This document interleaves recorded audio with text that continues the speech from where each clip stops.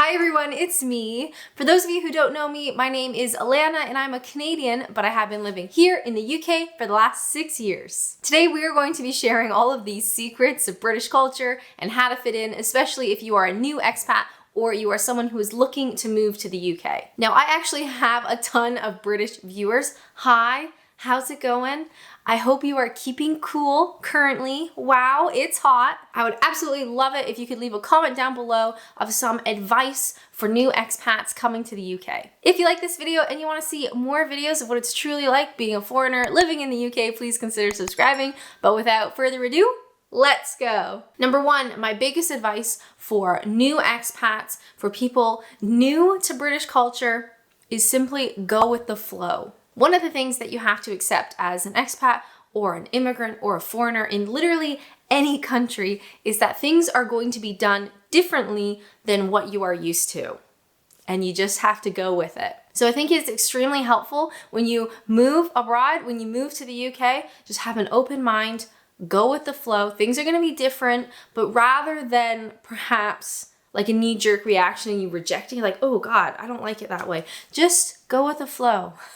Have an open mind. Be excited that things are different, because to me, that's really exciting. And the more open-minded you are as an expat, as a foreigner, the easier it'll be to then assimilate into that new culture. Number two, we can't talk about British culture without talking about the queue.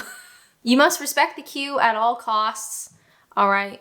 There's gonna be lots of them because the Brits love queuing for just about anything. And you might feel like, okay, say you see a queue, and it could be for anything. It could be for an ATM. It could be for the post office. It could be for the train or the bus or literally anything. You see a queue and you think, well, rather than like walking all the way to the end, I'll sort of like zipper in as it moves along, you know, join the queue. That may be like a thought perhaps that you have. It is the wrong thought. You need to go to the back of the queue, because let me tell you, if you jump the queue, you will never be forgiven. And while the Brits may not directly confront you, because that's not always part of British culture, you will get daggers to the back of your head and perhaps the infamous tutting, which is just truly, it's rough. Number three on our list of British culture is all about public transport and where you should sit. Now, I don't know the public transit etiquette in your home country, but here in the UK, it's kind of an unwritten rule that when you board the train or you board the bus, do not sit beside someone unless you have no other option. So if there are plenty of open seats, maybe the carriage is nearly empty, take the empty seat, take the seat away from the other people. Everybody likes some personal space, because there's nothing worse than sitting on the bus or sitting on the train and there's all these seats and that person who boards sits down beside you. Okay, please don't do it. It's creepy and it's unsettling, whether you mean it to be or not. If it is busy, especially during rush hour, especially like if you're on the tube and it's absolutely jammed, it is completely acceptable to sit beside someone. Okay, that's a completely separate situation. Everybody understands that it's busy and every seat needs to be taken. Okay, that's fine. But we're talking about, you know, middle of the afternoon or non-peak times. Just don't sit beside someone unless you absolutely have no other option. Number four on our list on how to fit in with British culture: when in doubt, apologize. It almost always works. So very similar to Canadians, British people also love to apologize. I respect that. I come from an apology nation, so it makes sense to me. So if you are in a situation, whether it's awkward or you've done something maybe you shouldn't have done, just apologize. Just apologize. When in doubt, apologize. And things will probably work out just fine. Ciao, come sta? See, here's the thing. I really want to go to Italy, and I'm trying to drop as many hints as humanly possible for my partner. And today's video is sponsored by Babbel. I know, I can't believe it either. Babbel is a massive language learning platform. You want to learn a language, check out Babbel. If that interests you in the slightest, they have very kindly given me a discount for you guys. So if you click my link in the description, you can get 30% off a 6-month, 12-month, or lifetime access to Babbel. Babbel uses real people, okay, real native language experts to create the lessons so you can learn how to have real world conversations from any level, okay? I haven't had a single Italian language lesson in my life other than with Babbel. And to be honest, I'm having a lot of fun learning. Babbel also offers a bunch of different ways to learn. So obviously you have like the in-app stuff, but they also do like live tutoring classes that you can join. They have podcasts, magazine, articles, even games. So if you find that maybe one way of learning doesn't suit you, they have a bunch of other ways to learn. Personally, for me, I love the app-based learning. That is not something that I had access to growing up in Canada when we were forced to learn French, and I absolutely hated it because I felt like learning a language, I just could not get it. You'd sit in a classroom, you look at the blackboard, it was horrible. So for me as an adult, I love the actual like app interface and how there's different types of lessons and it teaches you words and phrases in different ways, so it's not repetitive.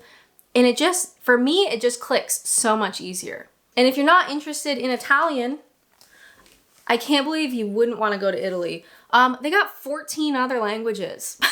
French, Spanish, German.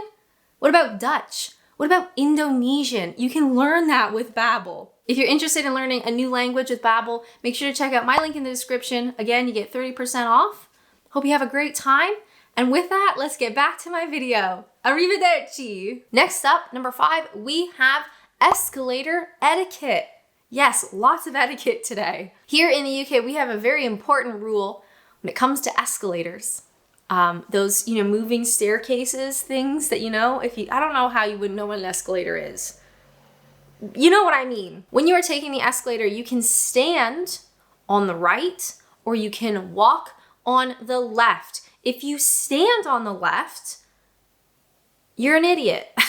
This is something that is extremely important, especially in places like London, busy places, right? There's a lot of people. People are running to appointments or to a train or to something. People are just like always in a rush. Please stand on the right side of an escalator and walk on the left side, okay? It's very simple. Just keep that in mind next time you see an escalator. I hope this helps. Number 6. 5?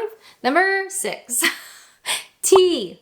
Yes, we are talking about tea again. Even if you are not a tea drinker, it is extremely helpful to have just a box of tea, maybe even a little bit of sugar in the cupboard, so you can offer it to guests. I have never been to a house, a flat, whether it's an acquaintance, whether it's a friend, and they haven't offered, would you like a cup of tea? Some people also offer coffee if you can facilitate that, but the very minimum, you are offered a cup of tea. So I don't normally drink tea other than in the absolute darkness of winter. When it is dark and miserable and cold and horrible, I do love a cuppa and I will have Yorkshire. However, even though I don't drink tea day to day, I always have some in the cupboard just in case someone comes around and I can offer it. You don't need to have like a huge selection, okay? Maybe a box of Yorkshire, maybe some Tetley or PG Tips, just, whatever is at the supermarket. I don't think people are gonna judge you. Just have a basic tea available. So you can offer it to anyone who comes in your house, whether it's a friend, whether it's a family member, whether it's a plumber. Ask them if they want a cuppa. Number 7 on our list of British culture, we have to talk about humor.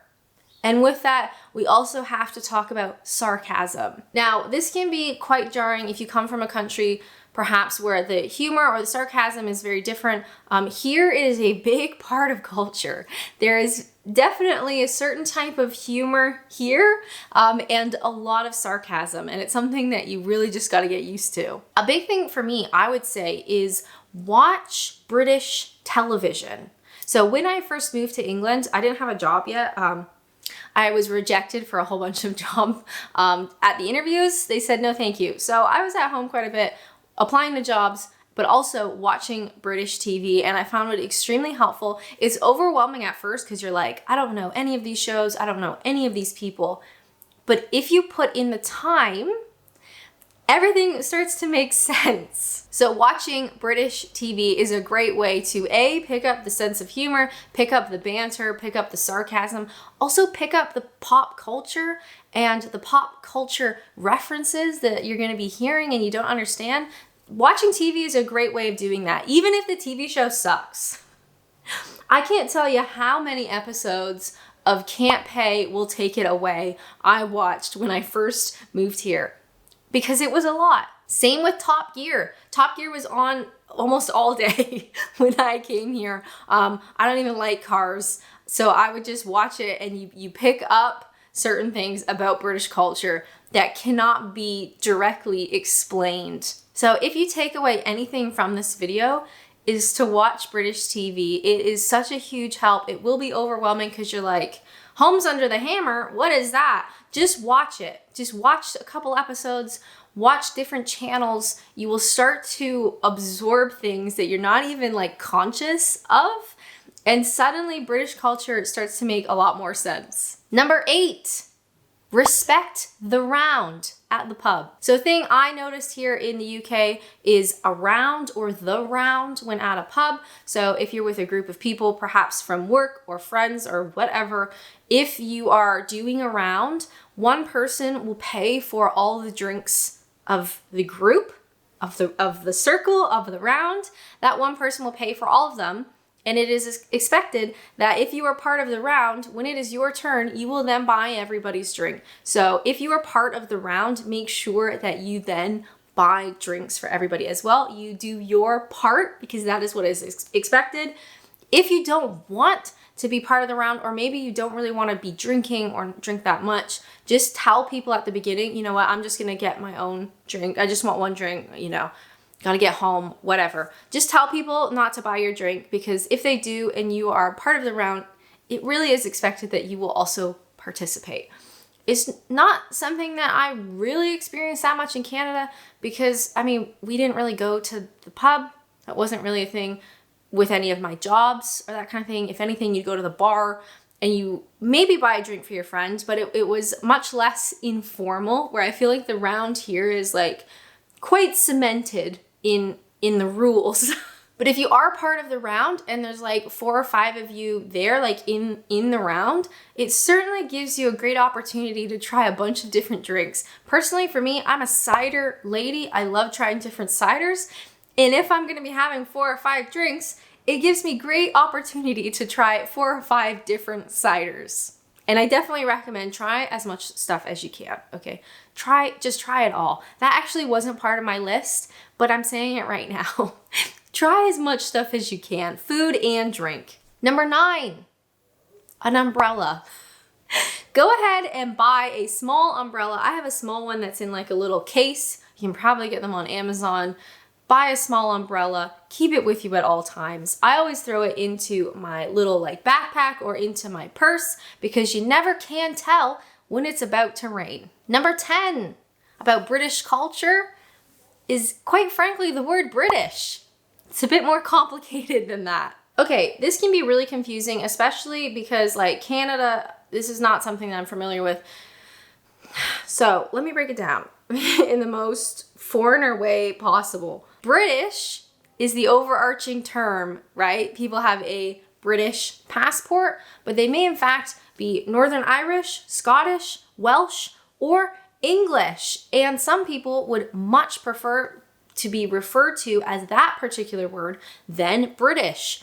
It can be a touchy subject, okay? Some people don't care. You can call them whatever you like. They're easygoing. They'll go with the flow. You call them British, no worries. They're really Welsh, that's okay. They identify as both because, I mean, they are both.